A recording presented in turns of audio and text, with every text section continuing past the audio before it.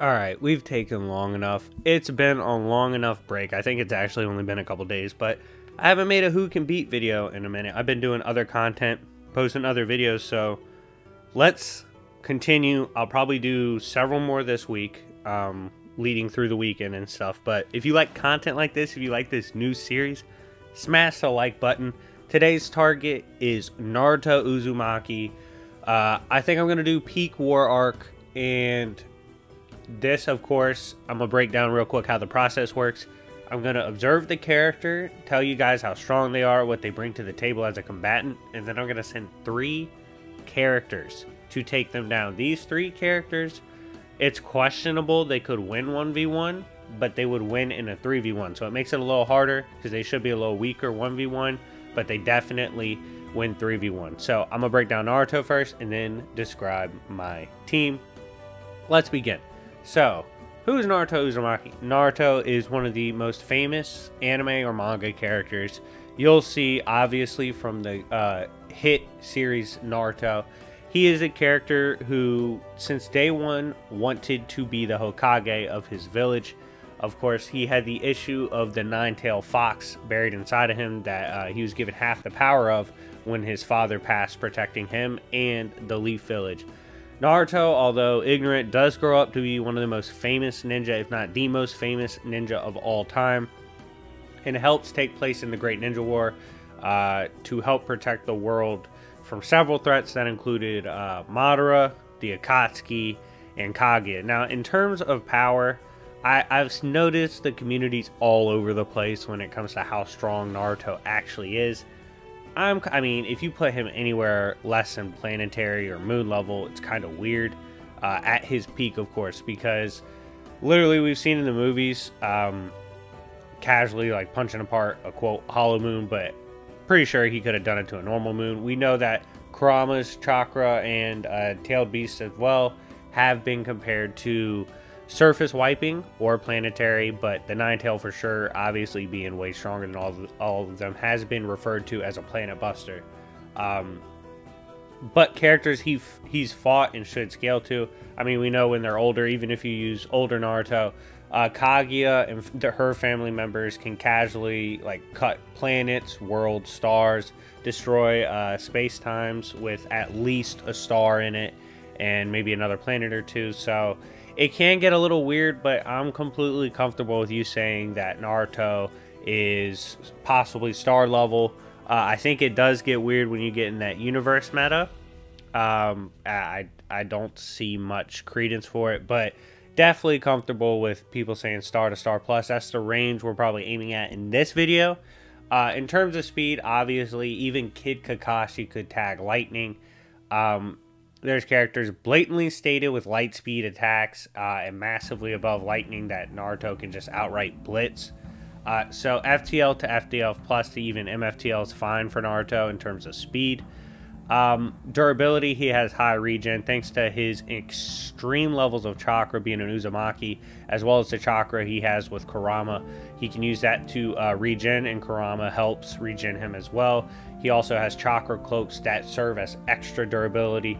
Famously, of course, he can make shadow clones, literally armies of them that all should roughly have his AP and can use attacks that he uses, with his most famous being the Rasengan.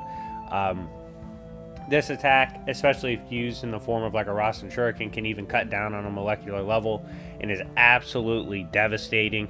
And ever since day one was one of the strongest, like normal, I would call like normal jutsu, normal special moves. And it was even shown to be above Sasuke's Chidori, or lightning attack. He has a bunch of, long range attacks he can use in the form of different versions of the Rasen Shuriken, mixing it with different chakra natures. Because of the Sage of Six Paths, he's also granted flight and other hacks. And overall, his versatility, not necessarily where he scales to in AP, is what makes Naruto so dangerous. He also has precog, can sense your intentions, things of that nature. He's a very versatile, dangerous combatant if not approached with the appropriate team. So, with Naruto out the way, with the general idea of how strong he is, who we're going after, who would my team be? we're gonna dive into my Star Wars bag and select 3 Star Wars characters to take down Naruto. First, I'm sending Starkiller. Starkiller famously comes from the Force Unleashed video games. Starkiller, at one point, aka Galen Marek, was trained under Vader to eventually be strong enough to help Vader surpass the Emperor. There is several storylines you can go with in the Starkiller era, but we do know for a fact he at least, towards the end of his life, scaled relative to Vader, was able to even best Vader in combat. In raw power, he should be above Vader because Vader, obviously hindered by his injuries, isn't as strong in raw power as he should be. And the Emperor did remark that Galen or Starkiller had the potential to one day maybe even have Emperor's level of power. However, Starkiller was a wild boy, a very dangerous combatant. He was notorious for mixing up his Force abilities into his dueling. He was able to duel the likes of Vader, Shakti, who was literally controlling a planet and using it to fight him. He even bested her too. And overall, he's one of the most dangerous and popular EU characters in terms of just being able to pop out with raw power and overwhelm you. But he's not that strategic. So definitely think he'll benefit from having 2 other characters with him. Second character, Darth Vader. Pretty easy. I consider full potential Anakin, but I know that's a lot easier to argue could just beat Naruto 1v1. So I'm going to be using just Vader, or Prime Vader.